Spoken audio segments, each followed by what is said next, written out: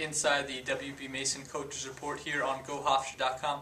I'm Tom Verdi, now with the pleasure to be joined by the head coach of the Hofstra women's soccer team, Simon Riddiough. Coach, thanks so much for the time. No, my pleasure, Tom. Now, Coach, first Coaches Report of the season. Got to take a quick look back at last season. 18 straight wins, a 19-3 record, undefeated in conference play, first round NCAA tournament win. When you look back now, what do you remember from last season? It was a blur. Fantastic year, great team chemistry, great individuals. Just one of those miracle years you'd love to have back, and you'd love to have them every year. Unfortunately, that is never going to happen. But the more years you can have like that, it's tremendous for your profession, and it's a great experience to go through.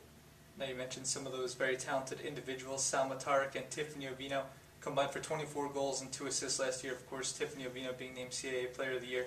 Now you lose them up front, kind of leaves you with a bit of a hole in terms of some goal scoring. Yeah, you never replace those type of players. I think they're quite impossible to find a direct replacement. The idea is to score by team, by cooperation of management, and hope that more players score. It's going to be tough to replace those two. They're both very, very good players, and made a huge difference to our offence. But it's college. It's a 4-year cycle. You lose players every year, and you gain new players, and hopefully we can mould the next freshman to be the next Salma Tarek or the next Tiffany Ovino. And if we can do that, then we're doing a good job as a coaching staff and as a programme in general.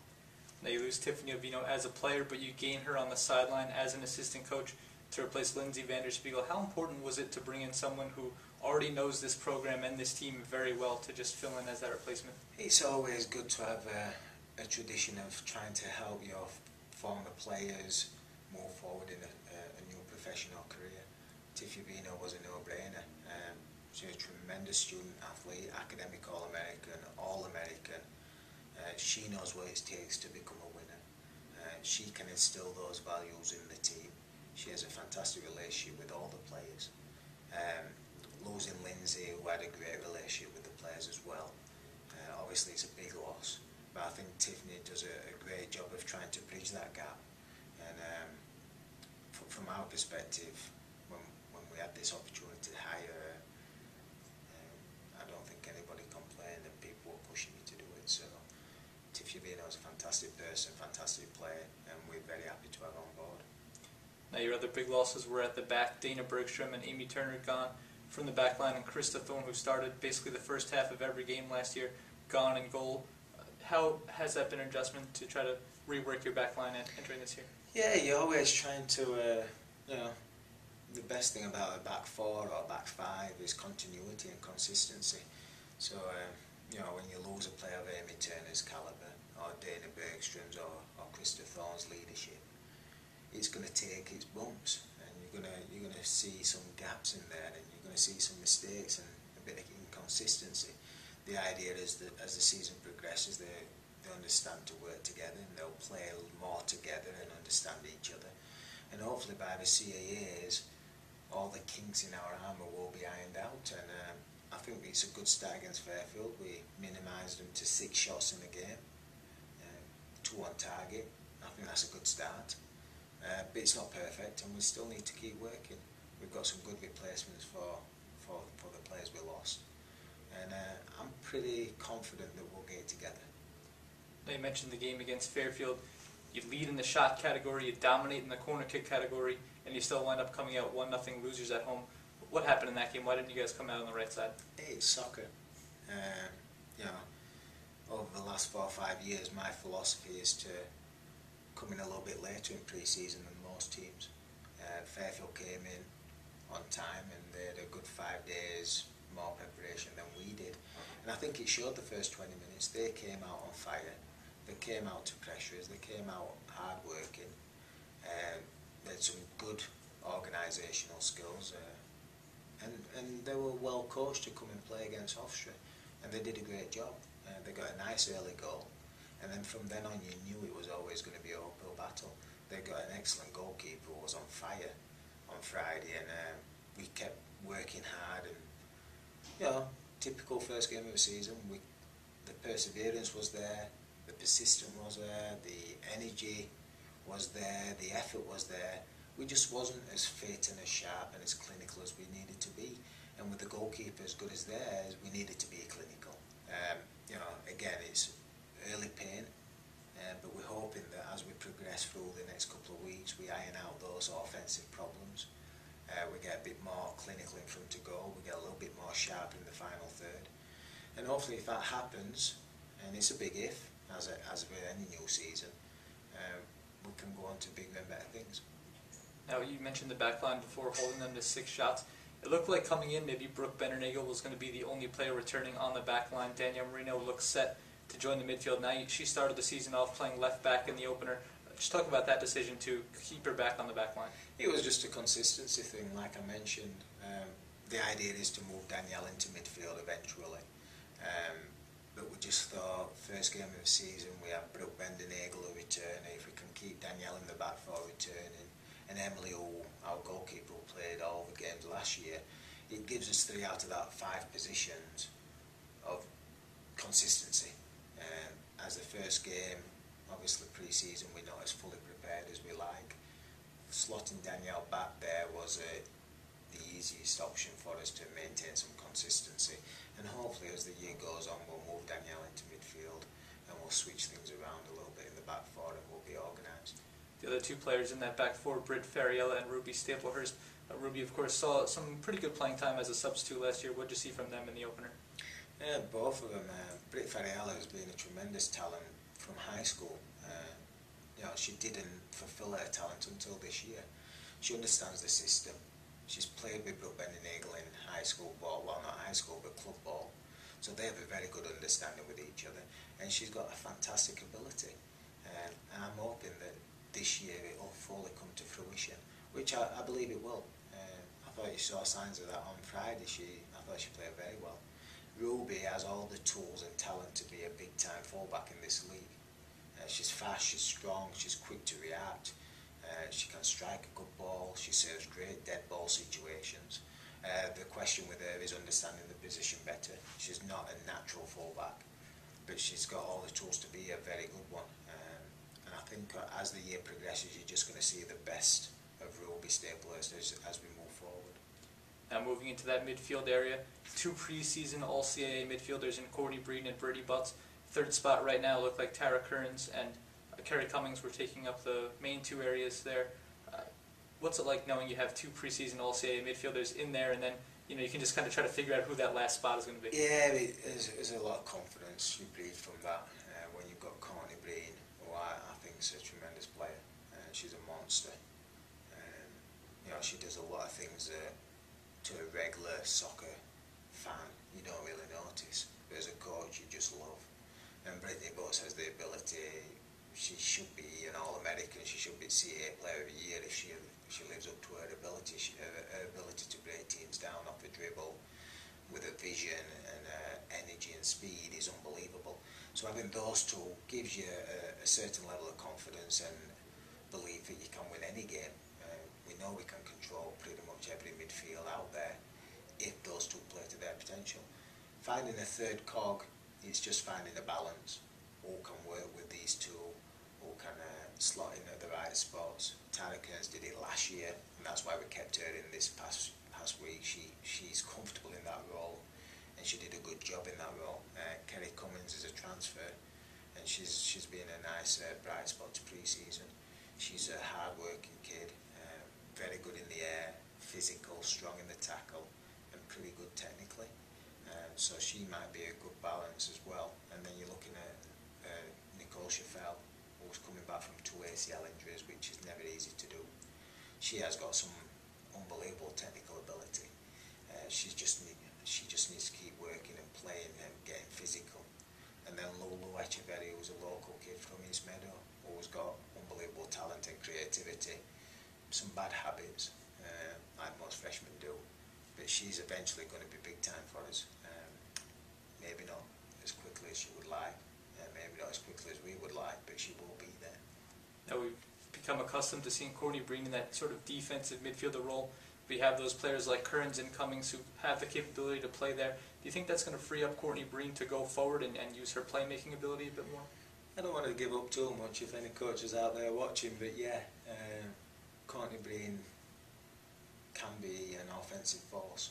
She's just got that mentality. She wants to win. She wants to score. She wants to be the winner.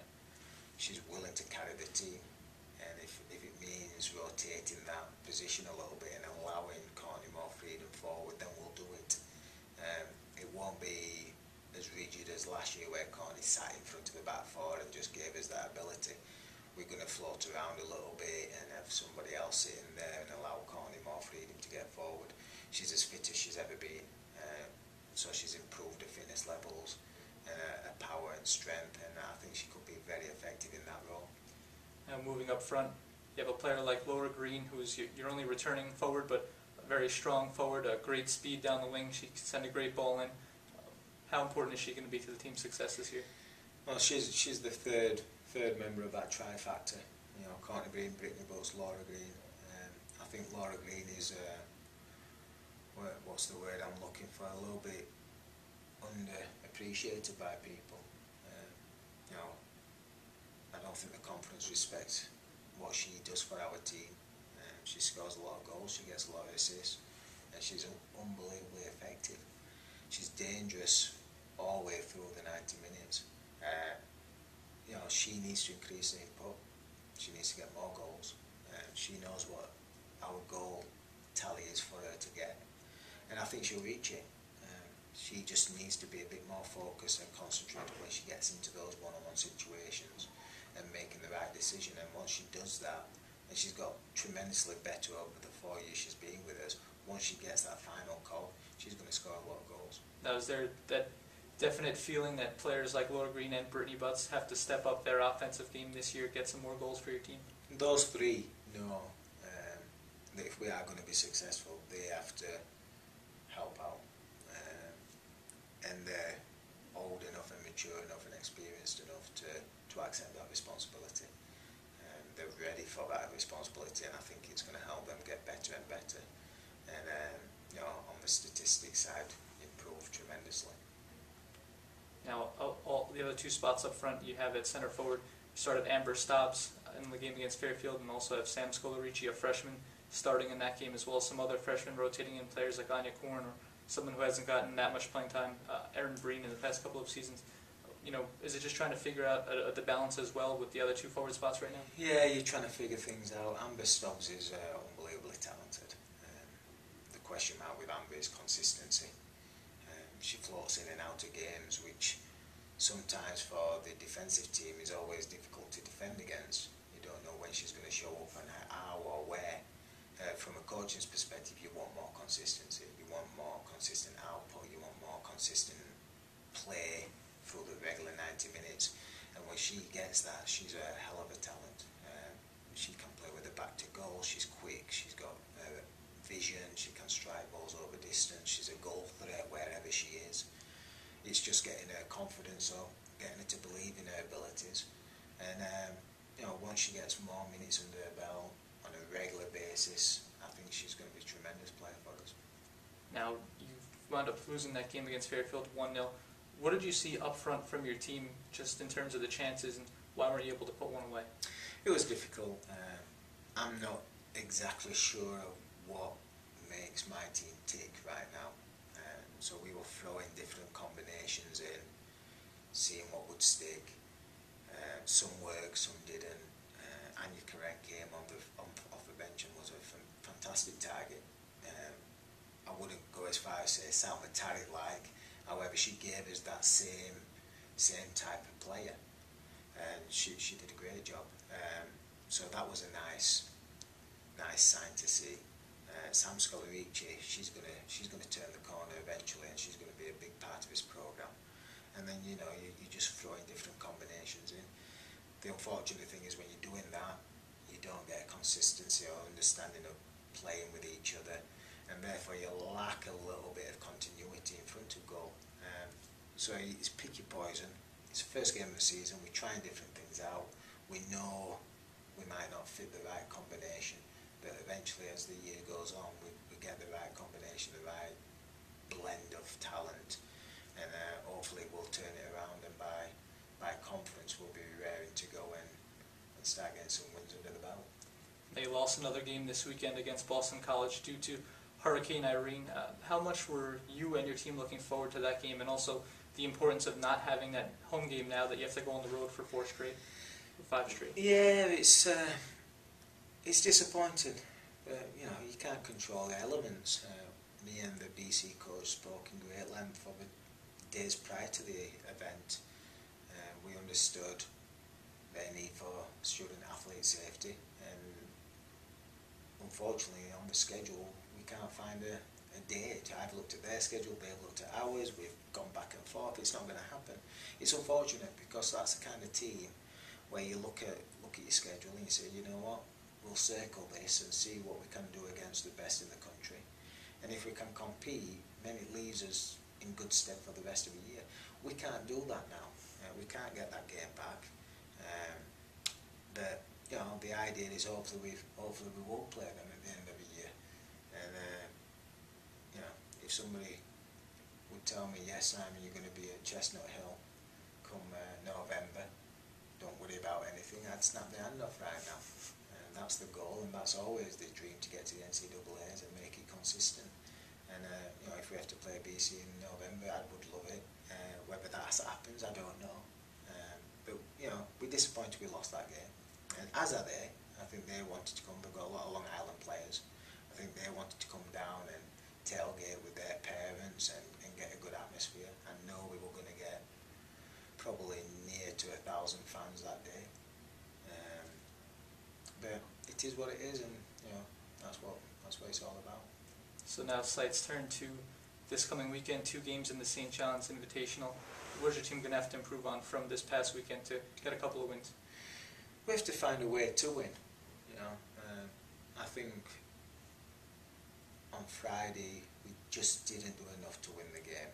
Yeah, we deserve to win statistically, all the other things.